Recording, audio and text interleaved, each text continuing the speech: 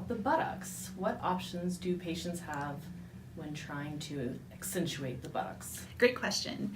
And that is a very popular question right now. One of the most common things that people come in asking about is actually what's called the Brazilian butt lift. And what that does is rearrange your own inventory, where we're going to take fat from somewhere else in your body, like your abdomen or your flanks, and then we suck it out through liposuction, and then we re-inject it to the butt itself. So that fills up the butt, and just through a process of liposuction and re-injecting. We know that not all the fat that we transfer lives, so we will overdo it. We think that somewhere between 1/2 and 3/4 survives the transfer process. Okay. So we always do a little bit more than what the patient's desiring. So that way when the swelling and everything goes down, then we'll have the final size. If someone doesn't have enough fat on their own, we can use something like Sculptra.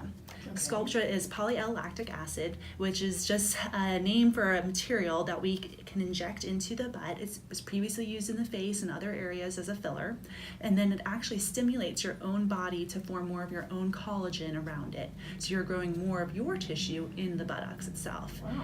It's a great option for someone who doesn't have fat. However, because it comes in a box from a company, we have to charge per vial, so that can add up, unfortunately.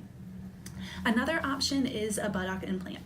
Here's an example one. It is made of silicone. There are different shapes, however the round is the most popular one that we use. Mm-hmm. It does make a significant difference, especially on someone who doesn't have enough fat to transfer in a Brazilian butt lift.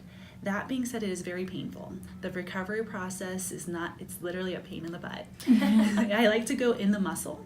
If you go above the muscle, there's an increased risk of extra fluid called a seroma happening. Mm-hmm. If you go deep to the muscle, it can actually have an increased risk of damaging some of the nerves on the leg. Mm-hmm. So I like to go in the muscle itself, and because of that, that muscle does spasm. And because we do sit on our booty at times, it's just an uncomfortable healing process. So you just have to be mentally prepared for this one. It's a bit more, whereas the other one, both the Brazilian butt lift and the Sculptra injections can be much easier recovery. Okay. Now, for people who actually have loose skin and they're worried more of a sagging butt Mm-hmm. as opposed to just filling but want things lifted, we can do surgeries like a butt lift.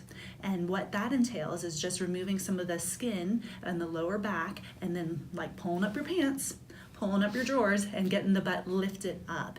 It does come with a scar, and that goes right across the above where the buttocks is, and usually what could be covered with a bathing suit or panties. Okay. Another option while we're doing that, if someone really wants to accentuate, is as we lift the buttocks up, the fat that's underneath, we can actually rotate down and tuck inside. How That's what we interesting. call auto rotation. So the fat of the lower back, we take out, we rotate down as we lift the butt up and over. So that is a butt lift with the auto rotation, and that gives the most definition to the buttocks. And it can be natural. Your All natural natural. buttocks. Very Correct. nice.